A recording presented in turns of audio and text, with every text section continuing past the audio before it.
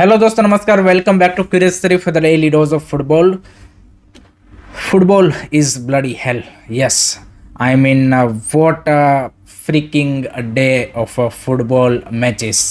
जो FIFA world cup में आज 3 राउंड ऑफ 32 के मैचेस हुए हैं, तीनों भाई next level matches. This is the pure entertainment. मतलब तीनों ऐसे मैचेस हुए कि भाई क्या ही बोले। वन बाय वन सबके ऊपर बात करेंगे। पहले बात करते हैं ब्राज़ील वर्सेस जापान के बारे में। क्या मैच था भाई। यहाँ पे एशिया की एकमात्र hope Japan taking on 5 time world cup winners Brazil. And first half में फाइट भी तगड़ी दी एंड वो यहाँ पे सानो का बेहतरीन गोल आया था। 1-0 की लीड ले ली थी जापान ने against the run of the play. लग रहा था कि भाई आज जापान कुछ अलग कर देगा, बट सेकंड हाफ में जो ब्राज़ील है वो यहाँ पे बेटर प्लान के साथ आए एंड उनका जो वर्ल्ड कप का एक्सपीरियंस है एंड इंडिविजुअल प्लेयरों की क्वालिटी है वो भी उन्होंने दिखाई। एंड सेकंड हाफ में उनका क्लियर कट प्लान था कि हम क्रॉसेस का भाई बॉम्बार्डिंग करेंगे एंड जो फिजिकली हम यहाँ पे जापान को चैलेंज करेंगे एंड वही हुआ। एंड इवेंचुअली कैसेमीरो ने वो इक्वलाइजर डाला एंड देन 90+ मिनट में, 90+ आई थिंक 1 और 2 मिनट में मार्टिनेली की ओर से भाई वो विनर गोल आया। So eventually Brazil able to beat Japan, but I think Japan given a good fight. तो भाई एशिया की जो टीम्स है उनका टाइम ख़त्म हो चुका है फीफा वर्ल्ड कप में। There is a 0 team now and Brazil यहाँ पे धीरे धीरे मोमेंटम अपना गेन कर रही है, लुकिंग रियली स्ट्रॉन्ग। आज आप देखिए कि जिस तरीके से मार्टिनेली ने स्टेप अप किया in second half as a substitution. First half में आप देखिए कैसेमीरो ने जिस तरीके से यहाँ पे येलो कार्ड आया था, उसके बाद सेकंड हाफ में उनकी performance and overall as a team I think Brazil is slowly getting that momentum. So that's great victory for Brazil, but disappointed for Japan that they knocked out from the tournament and round of 32 में ही उनको एक tough draw मिल गया था, but that is what it is and it was a thrilling match of football। मज़ा आया overall देख के। आपको कैसा लगा मैच ज़रूर बताइए। उसके बाद जो सेकंड मैच था जर्मनी वर्सेस पैराग्वे का, that was the biggest upset of FIFA World Cup 2026 because Paraguay knocked out 4-time World Cup winners, 4-time World Cup runner-ups Germany from the tournament. Yes, किसी ने भी ये expect नहीं किया था कि भाई पैराग्वे जर्मनी को नॉकआउट कर देगा, बट कर दिया भाई। यहाँ पे पेनल्टी शूट आउट में 4-3 से उनको नॉकआउट किया। 1-1 से मैच यहाँ पे एक्स्ट्रा टाइम में ख़त्म हुआ था। There was a one controversial moment यहाँ पे आई थिंक 102 मिनट पे वो जो जोनाथन ताह का हेडर से गोल आया उसको वीआर ने रूल्ड आउट किया on the basis of pushing the you can say कि गोल कीपर, बट वो उतना कोई ज़्यादा पुश नहीं था एंड उसके बावजूद भी उनको फाउल दिया गया एंड उसके चलते वो गोल डिसअलाउड हुआ जर्मनी का। Otherwise they might one it in you can say कि एक्स्ट्रा टाइम, बट उसके बाद पेनल्टी शूट आउट में भाई यहाँ पे पैराग्वे ने करके दिखा दिया and this is the biggest upset without a doubt because Germany चाहे भले ही यहाँ पे इस बार स्टार्टिंग से उतनी स्ट्रॉन्ग दिख नहीं रही थी, बट ओवरऑल उनकी स्कोर भाई तगड़ी है। एंड वैसे अगर आप वर्ल्ड कप की हिस्ट्री के पॉइंट ऑफ व्यू से देखें तो ये ज़्यादा आई थिंक जर्मनी के फैंस के लिए तो obviously this was a big shocking moment, but I think Germany ने भी पास्ट में जो फीफा वर्ल्ड कप हुए हैं उसमें भाई कई सारे कंट्रीज़ के बड़ी टीमों के भाई ड्रीम को यहाँ पे उन्होंने मतलब थ्रेश किया है। तो now I think it's after 2014 winning the world cup, I think ये जो पिछले 3 वर्ल्ड कप है उसमें जर्मनी के लिए पेबैक टाइम ही लग रहा है, क्योंकि अगर आप 1954 से स्टार्ट करें तो उस टाइम पे उन्होंने हंगरी की वो जो भाई जो पुस्कास वाली टीम थी उनका ड्रीम तोड़ा था। उसके बाद 1974 में जो योहान क्रोएफ की नेदरलैंड की जो टोटल फुटबॉल वाली टीम है उसका ड्रीम तोड़ा था। 1990 में वो मैराडोना का जो पूरा इटली का वो था रन, उसका उन्होंने ड्रीम तोड़ा था। देन 2002 में साउथ कोरिया पहली एशियन टीम जो सेमीफाइनल में पहुंची थी उनका ड्रीम तोड़ा। 2010 में अर्जेंटीना मैराडोना मेस्सी का ड्रीम तोड़ा। देन 2014 में अगेन मेस्सी अर्जेंटीना का फाइनल में ड्रीम तोड़ा।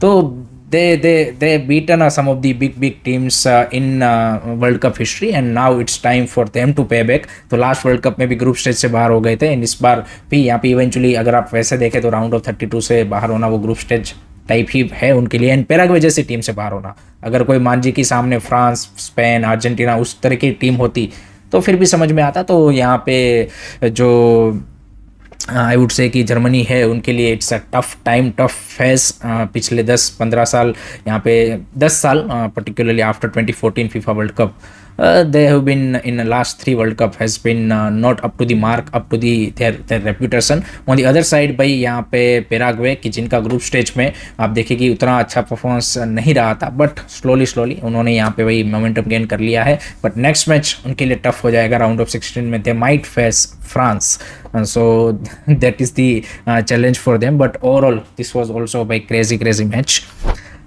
तीसरा जो उसके बाद मैच था, Netherland versus Morocco, oh my God what a match. Just अभी फिनिश हुआ है, इसीलिए थोड़ा सा वीडियो में भी देरी हुआ, बट क्या मैच था भाई। Again we witness penalty shoot out, and उसमें भाई मोरक्को ने नेदरलैंड को पेनल्टी शूटआउट में 3-2 से हरा के अपनी जगह नेक्स्ट राउंड में पक्की कर ली है भाई। ये मैच भी काफ़ी तगड़ा था। 71 मिनट पे वो कोडी गैक्पो का नेदरलैंड के लिए गोल आता है। लग रहा है कि भाई यहाँ पे 90 मिनट में वो लोग इस मैच को निकाल लेंगे। डिफेंस भी अच्छा कर रहे थे, उनका गोलकीपर भाई आज ज़बरदस्त परफॉर्मेंस दे रहा था नेदरलैंड का। उसने 4-5 बेहतरीन यहाँ पे यू कैन से कि सेव किए। Virgil van Dijk was on top form, सब कुछ सही चल रहा था नेदरलैंड के लिए। 90+1 मिनट में भाई वो ईसा डियोप का भाई वो जो हेडर आता है, बुलेट हेडर, एंड उसके चलते इक्वलाइजर आता है।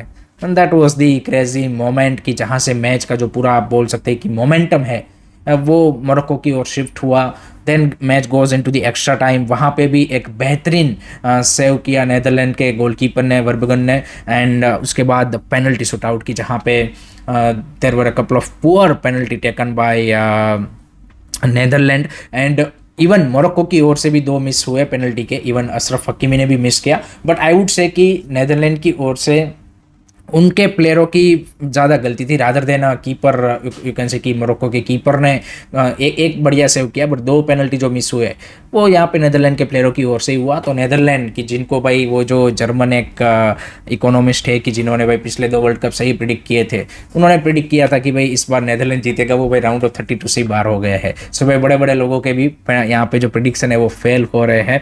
एंड मोरक्को भाई 2022 के अंडरडॉग यहाँ पे इस बार भी कुछ अलग करने के मूड में है, बट उनके लिए नेक्स्ट राउंड में भी डिफिकल्टी बढ़ सकती है, क्योंकि आगे जाके उनको भाई यहाँ पे क्वार्टर फाइनल में फ्रांस का सामना करना पड़ सकता है। So that is gonna be the tough challenge for them, but this was a crazy match. So भाई तीनों ही तगड़े मैच हमें राउंड ऑफ 32 के देखने को मिले हैं। एंड जो पहला मैच भी था अफ्रीका वर्सेस कनाडा वाला, वो भी यहाँ पे 90+ मिनट में ही डिसाइड हुआ था। तो अभी तक के भाई राउंड ऑफ 32 के भाई क्रेजी मैचेस रहे हैं। लेट्स सी रिमेनिंग मैचेस में क्या कोई हमें शॉकिंग रिजल्ट देखने को मिलता है। आपका सबसे फेवरेट मैच आज का कौन था? आपको कौन से मैच में सबसे ज़्यादा मज़ा आया? कमेंट सेक्शन में ज़रूर बताइए। Now let's move on to the Indian football and उसका रोना धोना। तो उसमें बात करते हुए आईएसएल में जो ओसीआई प्लेयरों के रिगार्डिंग डिस्कशन चल रहा है, उसमें एक अपडेट आ रहा है कि भाई मोहन बगान के जो सीईओ है उन्होंने एएफएफ को लेटर लिखा है एंड उन्होंने अपना प्रपोजल दिया है कि किस तरीके से ओसीआई का जो रूल है वो होना चाहिए। तो उन्होंने ये बताया है कि आप ये जो ओसीआई वाला रूल है उसको मैंडेटरी मत कीजिए क्लबों के लिए, उसको यहाँ पे ऑप्शनल रखे कि जिनको साइन करना है करे, ना करना है ना करे। और दूसरा, ओसीआई प्लेयरों को डोमेस्टिक प्लेयर के तौर पे काउंट कीजिए, ना कि फॉरेनर, क्योंकि यहाँ पे एएफएफ ने अपनी जो मीटिंग है उसमें ये बोला था कि भाई 3+1, 3 फॉरेनर +1 ओसीआई, उसको ऐसे मत रखिए। यहाँ पे 4 फॉरेनर जो है उसको वैसे के वैसे ही रखिए एंड ओसीआई प्लेयर को डोमेस्टिक प्लेयर के तौर पे काउंट कीजिए। ये दूसरा उनका सजेशन था।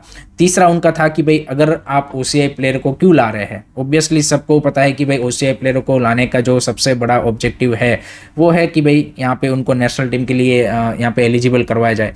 तो उसके लिए उन्होंने बोला कि भाई आप एक एज लिमिट सेट कीजिए, या तो आप 30 साल की मैक्सिमम एज लिमिट से सेट कर दीजिए ताकि भाई वो यहाँ पे आके 2 सीज़न खेले और अपनी सिटीजनशिप ले एंड फिर नेशनल टीम के लिए भी भाई 2-3 साल और खेल पाए।